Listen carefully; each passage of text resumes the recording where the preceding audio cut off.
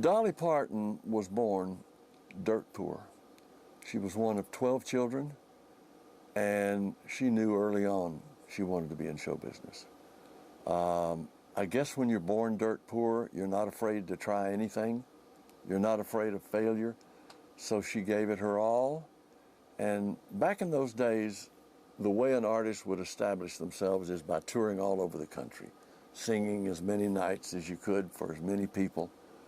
She joined the Porter Wagoner Show as their female vocalist, and she sang here in Tyler when she was with Porter Wagoner. They performed at the Mayfair Club. Of course, everybody who was anybody, Elvis and Johnny Cash and Jerry Lee Lewis and everybody else, performed at our Mayfair Club.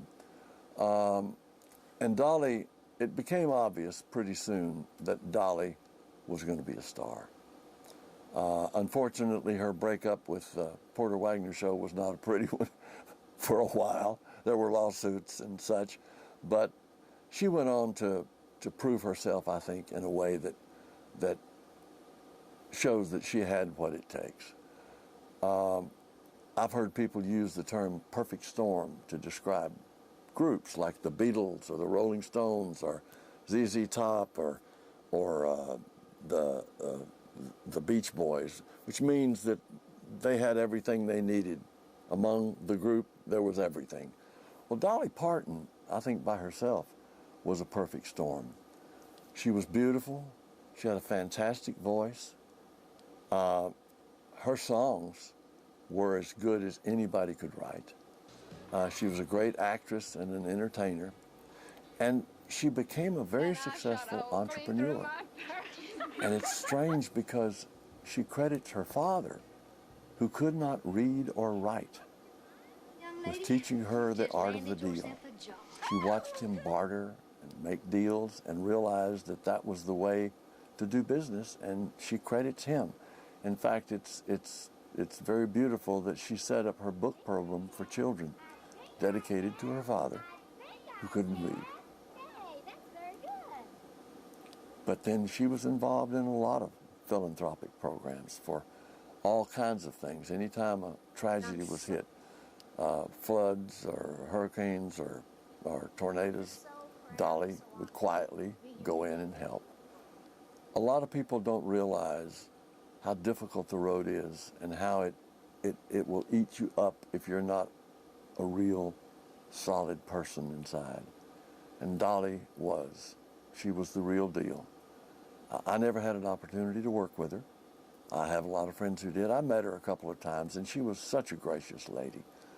But there are three guys here that had a trio, David Stanley, Larry Stanley, and Ken Nardo Murray.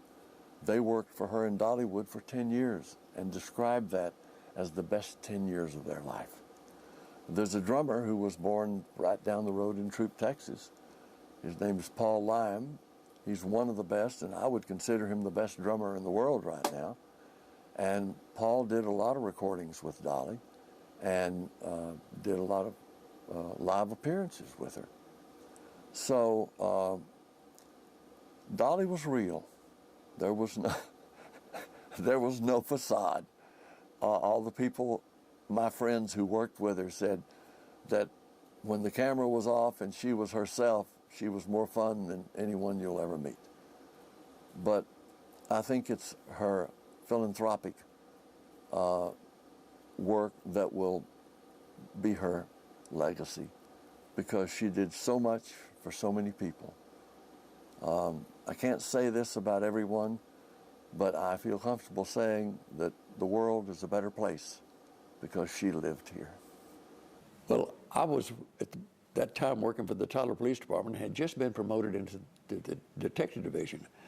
And the chief of police called me in and said, I need a guard tonight backstage for the Porter Wagoner Show at the Mayfair building. And there's a young girl named Dolly Parton that I want you to personally make sure she's safe, because she's getting to be very popular. I said, yes, no problem. And I knew who Dolly Parton was.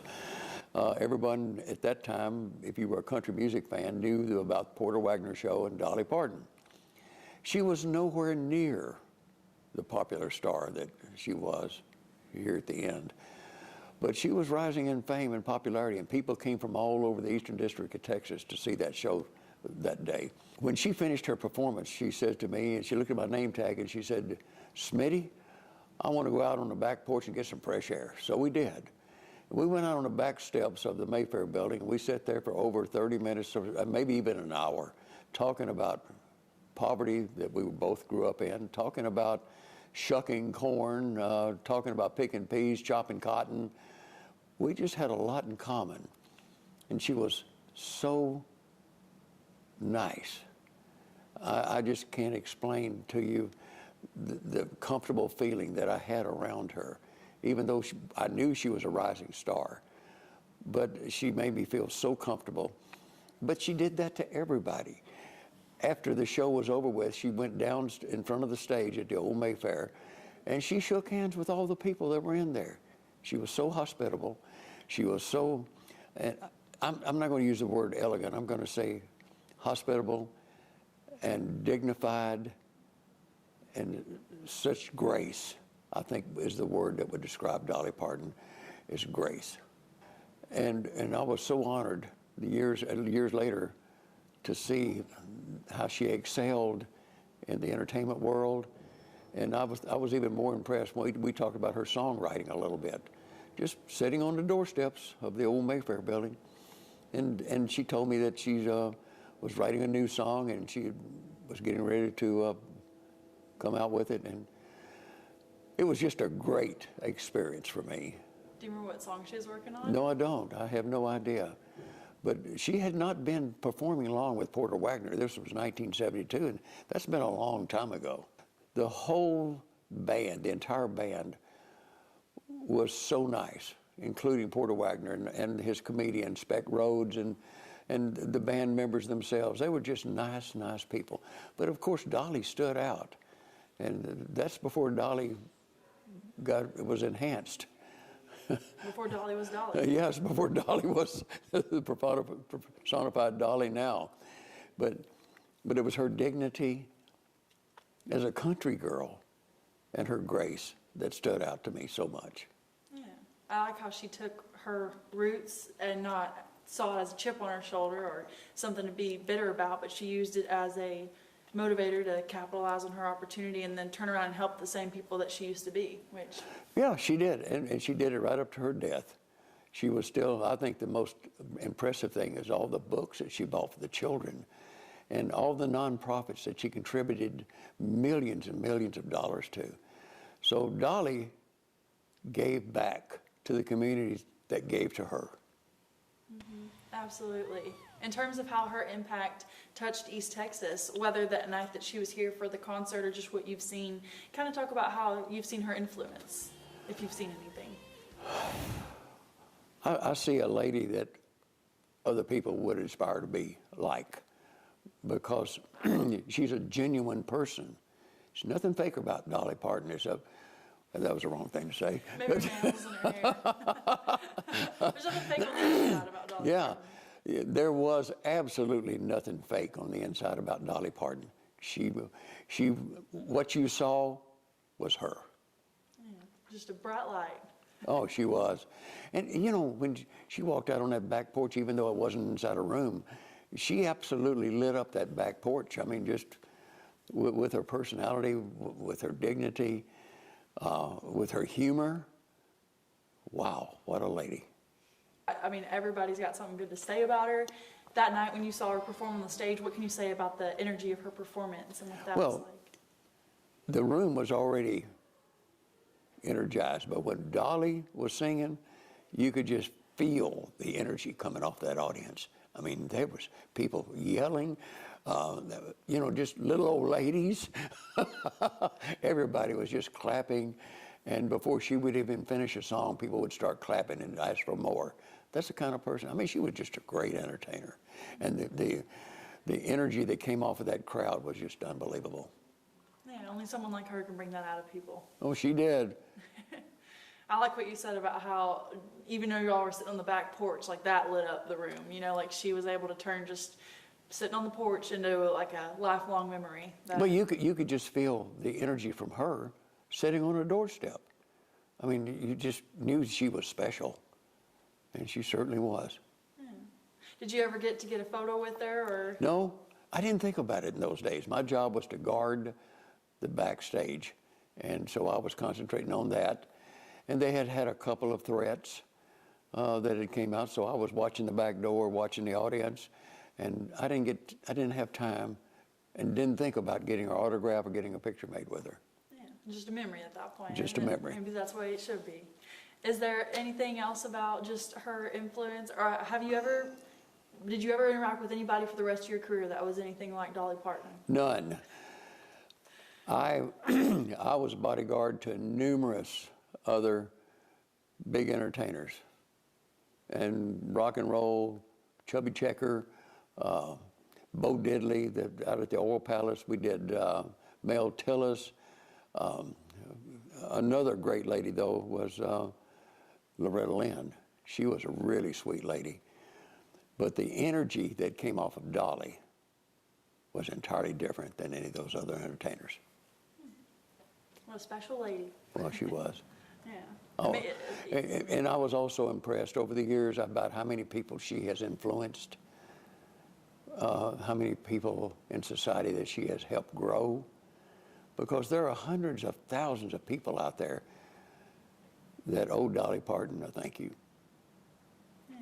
I wonder if even our hometown girls like Casey Musgraves and Miranda Lambert were influenced by her as well. Oh, yeah, yeah. I'm sure they were. But Dolly was Dolly. There's no other way to describe her, and there'll never be another. It was renovated in 1936, so this would have roughly been what the stage looked like when Dolly Parton and Porter Wagner played here. They were here in 1972, February 2nd, 1972. And this was when she was with the Porter Wagner show. The Wagoneers were also here, and there was a comedian as well. So it was from, I think, 7 to 9 p.m. And they came up here and performed a lot of different songs. She was on her album called Touch Your Woman.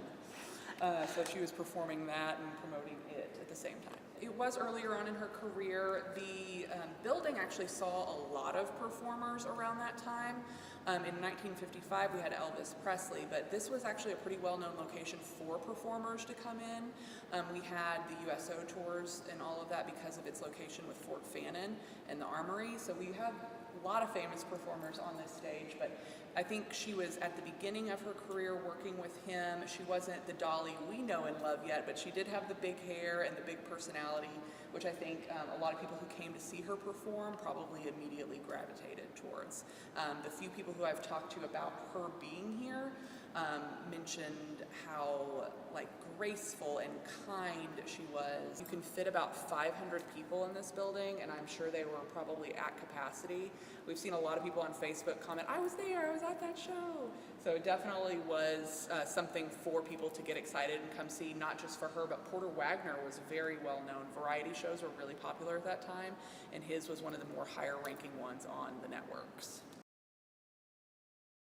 Oh my goodness, she was tiny. So we redid this room to the best of our knowledge of what it would have looked like. That's why it's this beautiful butter yellow color. But this was the original mirror that was in the space. We've got a picture of Elvis Presley sitting right at this mirror.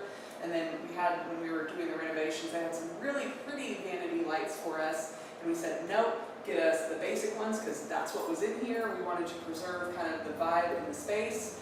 But this would have been the restroom, closet, and I think this actually was a shower. It's not a shower anymore. You can peek in it. It's paint storage right now. But this is where some of our 80s stuff was. And then during renovations, these two items were found under the stage. So we have no idea when they got here, but we've got a lovely bottle of hooch that no one's been brave enough to try. And then of course this record player, and this record was what was actually with it. It is, let's see, it's Boogie Woogie by Tommy Dorsett and his orchestra. So no telling, but they had lots of bandstand stuff and dances here, so. How cool would that have been if it was a Dolly Parton record? That would give me goosebumps. And then there she is. There she is.